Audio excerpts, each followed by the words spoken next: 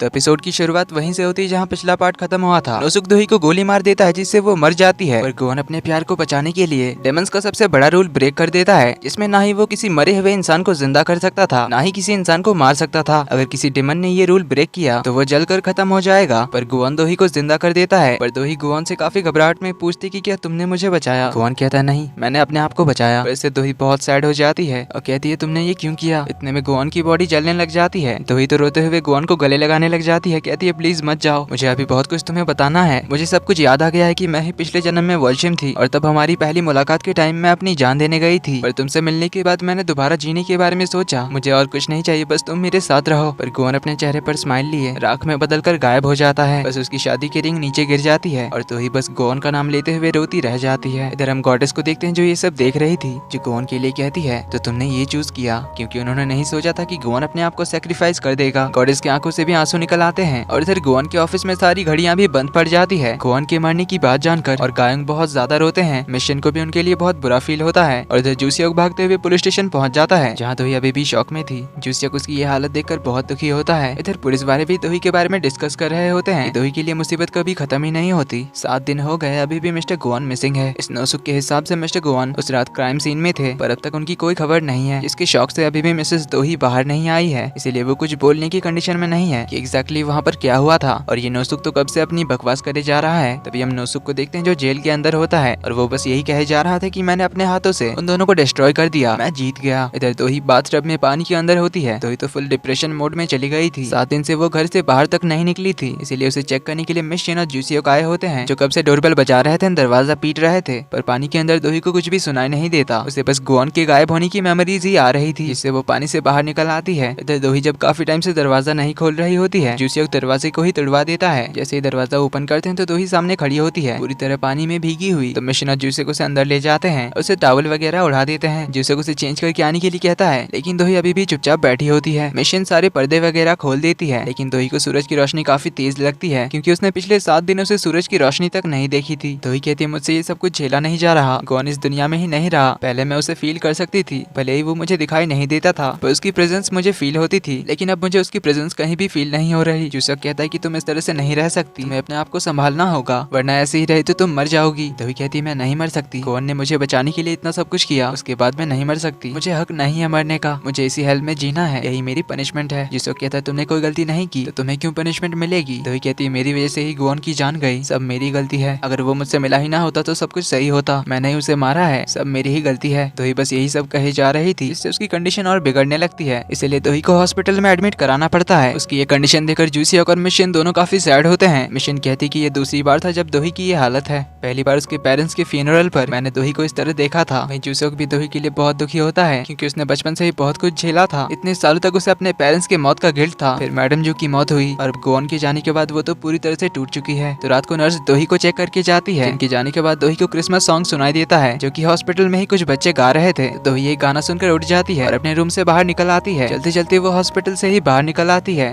रास्ते में हर तरफ उसे क्रिसमस ट्रीज वगैरह दिखाई देते हैं क्योंकि आज क्रिसमस ईव थी, इसलिए दोही तो गोवन को और ज्यादा मिस करती है।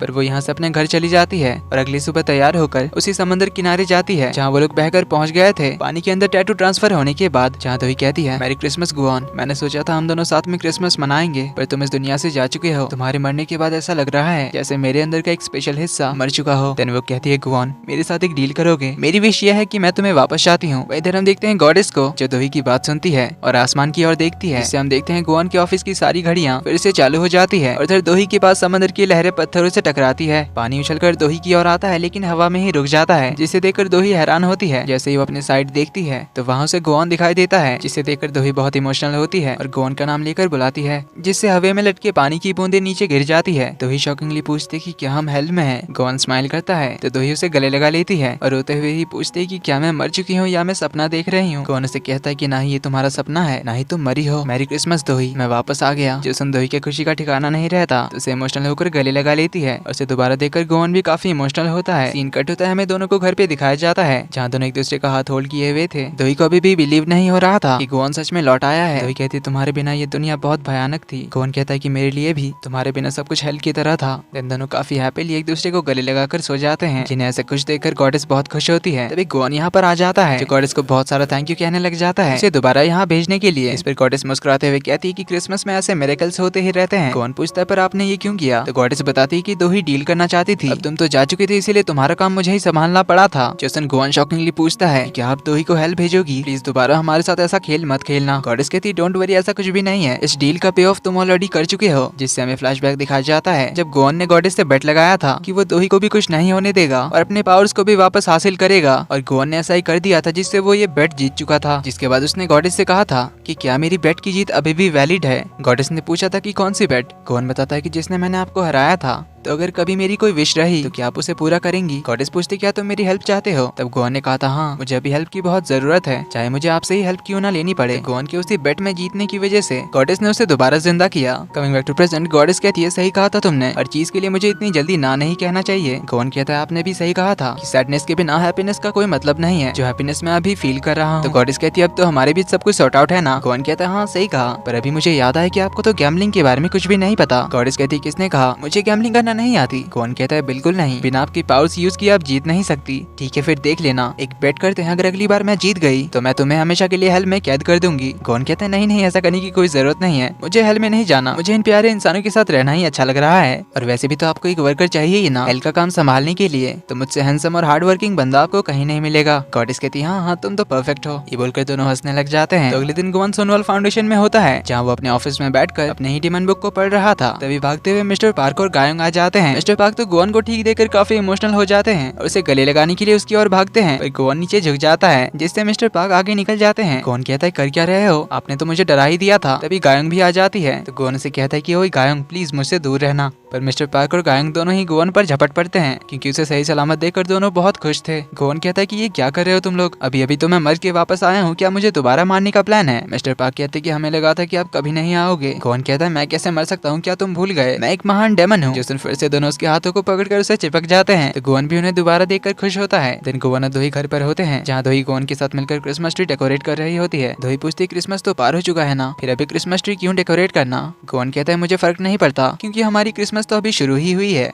और वैसे अभी मुझे समझ आया जो तुमने क्रिसमस के बारे में मुझे कहा था कि क्रिसमस समहाउ हमें एक्साइट करती है, और आज सच में मैं काफी एक्साइटेड हूँ तुम्हारे साथ होने की वजह से। जरूर तुम ही मेरी क्रिसमस हो। जो दोही स्माइल करती है तो गोवन उसे क्रिसमस स्टार देता है ट्री के ऊपर लगाने के लिए, जिससे इनकी क्रिसमस ट्री कंप्लीट होती है। दोनों साथ में चुटकी बजाते हैं तो सारी लाइट्स जल जाती है, जिसे देख दोनों बहुत खुश होते हैं एंड दोनों हक करते हैं। दोही पूछती है कि अब तुम मुझे बता सकते हो कि मेरे डैड की विश क्या थी और उन्होंने तुम्हारे साथ क्या डील की थी? मैं जानना चाहती हूँ, चाहे सच जो भी हो। तो गोवन उसे बताई देता है कि उस रात बहुत बारिश हो रही थी। फ्लैशबैक में हम देखते हैं 12 गाड़ियों का टक्कर हो गया था जिसमें से एक एम्बुलेंस थी और उसी एम्बुलेंस में दोही के मॉम और डैड थे। दोही की मॉम प्रेग्नेंट थी और उनका लेबर पेन शुरू हो गया था, इसीलिए उन्हें हॉस्पिटल ले जा रहे थे और एम्बुलेंस का एक्सीडेंट हो गया था, जिस वजह से दोही की मॉम को बहुत दर्द हो रहा था। एक डॉक्टर एम्बुलेंस में उनके साथ ही था, लेकिन एक्सीडेंट की वजह से वो बेहोश हो गए थे।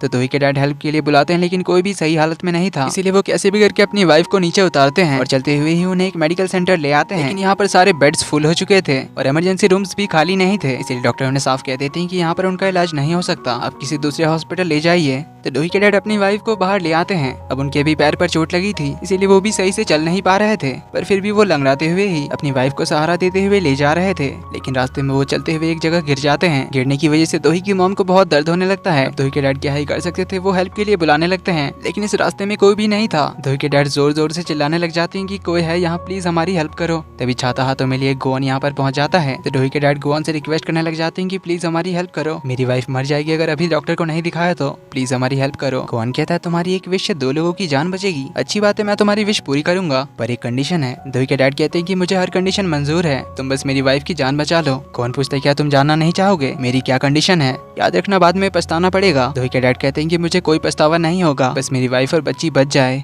फिर मुझे किसी बात का रिग्रेट नहीं होगा। गोवन कहता है ठीक है फिर जो तुम चाहो। ये बोलकर वो अपना कॉन्ट्रैक्ट लाता है जिस पर दोही के डैड साइन कर देते हैं। तो इस तरह गोवन ने दोही और उसकी मॉम की जान बचाई थी। कमिंग बैक टू प्रेजेंट, तो ये जानकर गोवन से कहती है कि तुमने पिछले जन्म भी मुझे बचाया था और इस जन्म में भी मुझे कई बार बचाया। गोवन कहता है मैंने नहीं, तुम्हारे डैड ने तुम्हें बचाया, उन्होंने अपनी कुर्बानी देकर तुम्हें बचाया। दोही पूछती तुमने मुझे पहले क्यों नहीं बताया। गोवन कहता है मैं तुम्हें और ज्यादा कंफ्यूज नहीं करना चाहता था, क्योंकि एक बात सच तो है कि मैंने तुम्हें बहुत दुख पहुंचाया है। इस पर दोही कहती बिल्कुल नहीं, बल्कि तुम्हारी वजह से मैं वो 10 साल अपनी मॉम डैड के साथ इतनी खुश थी। हर एक खुशियों के पल जो मैंने उनके साथ बिताए वो तुम्हारी वजह से ही थी, और मेरे डैड ने भी मेरा बहुत ख्याल रखा। भले उनके पास लिमिटेड टाइम था, इसलिए तुमने मुझे कभी हर्ट नहीं किया। पिछले जन्म में भी तुमने मुझे बचाया था और इस जन्म में भी। गोवन कहता है तुमने भी मुझे बचाया मेरे हेल्थ से। जो दोही स्माइल करती है, गोवन उसे किस करता है और उनकी किस कंटिन्यू रहती है। इसी के साथ इस पार्ट का एंड यहीं पर होता है। बस थोड़ा सा इंतजार करना, लास्ट पार्ट कुछ ही घंटों में आ जाएगा।